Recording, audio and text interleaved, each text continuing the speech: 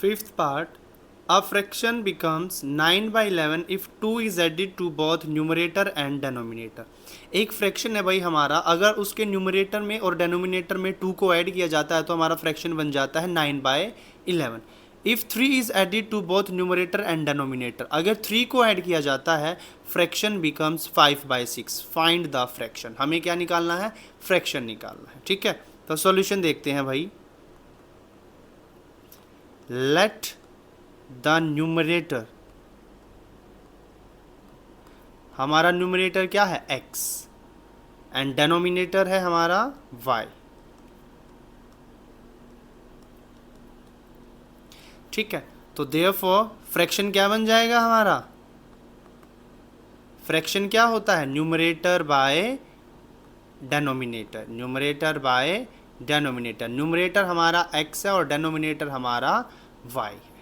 ठीक है, अब अकॉर्डिंग टू क्वेश्चन चलते हैं भाई. अकॉर्डिंग टू क्वेश्चन क्या बोला, 2 is added to both numerator and denominator. अब न्यूमरेटर में और डेनोमिनेटर में क्या ऐड कर दिया, 2 ऐड कर दिया. तो x प्लस 2, भाई न्यूमरेटर में 2 ऐड हो गया, y प्लस 2, डेनोमिनेटर में 2 ऐड हो गया. फ्रैक्शन कितना बन गया, 9 बाय 11. ठीक है, अब क्या करेंगे, इसको क्रॉस मल्टीप्लाई करेंगे.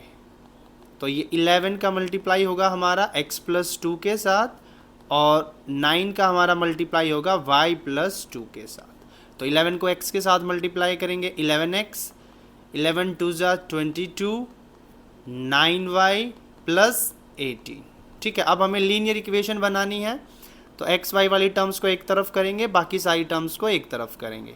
तो 11x minus 9y equals to 18 minus 22, 18 minus 22 minus 4.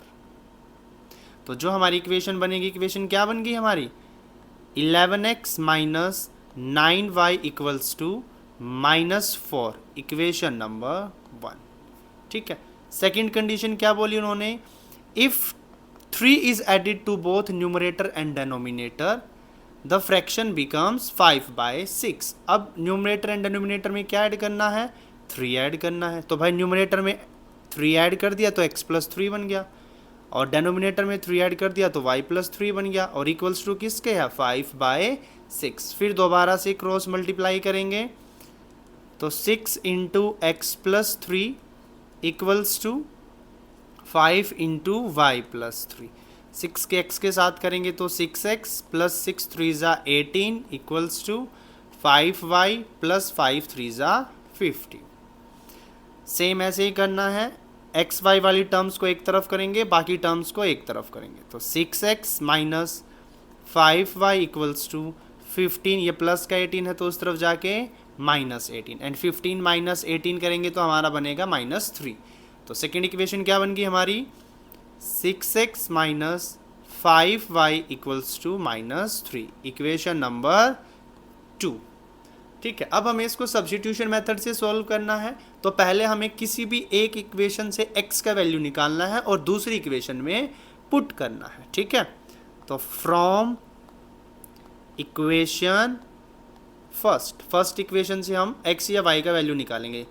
11x minus 9y equals to minus 4. यहाँ से भाई अब हम क्या करते हैं, x का वैल्यू निकालेंगे. ठीक है, तो x का वैल्यू क्या बनेगा, 11x equals to minus 4 plus 9y, और यहाँ से जो हमारा x का वैल्यू बना 11 इस तरफ मल्टीप्लाई में है तो उस तरफ जाके डिवाइड में हो जाएगा. ये हमारी बन गई इक्वेशन नंबर 3. ठीक है, अब जो ये x का वैल्यू निकला है इसको हम कहाँ पुट करेंगे, सेकंड इक्वेशन में पुट करेंगे. Put value of x in equation number 2. Put value of x in equation second equation में पुट करेंगे. सेकेंड इक्वेशन क्या दे रखी है हमें, 6x minus 5y equals to minus 3. x की जगह पर हमें पुट करना है minus 4 plus 9y by 11. Put करते हैं भाई, 6 into minus 4 plus 9y by 11 minus 5y equals to minus 3. अब इसको सॉल्व करते हैं।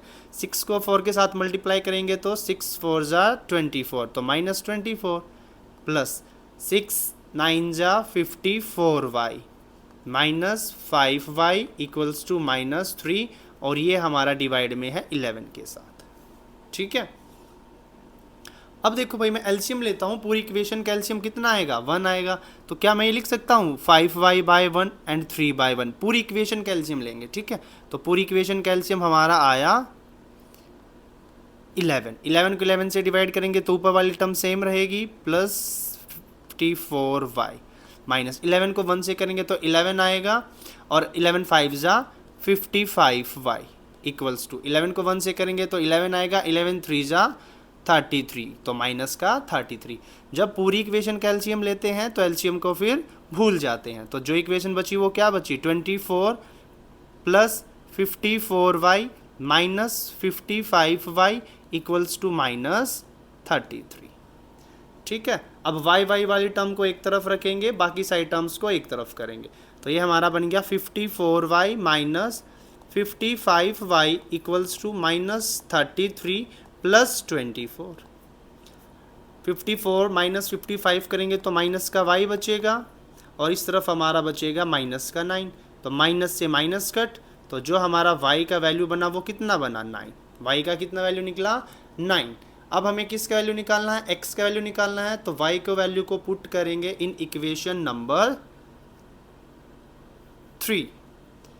Put value of y in equation third equation क्या है हमारी, x equals to -4 plus 9y/11। ठीक है, अब इसको सोल्व करेंगे। -4 प्लस 9 इंटू 9/11 -4 प्लस 81/11, 81 माइनस 4 करेंगे तो हमारा कितना बचेगा 77, x इक्वल्स टू 77/11, 11 1 जा 11, 11 7 जा 77, तो x का वैल्यू कितना आ गया 7, और y का वैल्यू कितना आया था 9। तो जो हमारा सॉल्यूशन बना, सॉल्यूशन में हमें फ्रैक्शन निकालना था, और जो हमारा फ्रैक्शन था, फ्रैक्शन क्या था x/y, x/y, x का वैल्यू कितना निकला 7।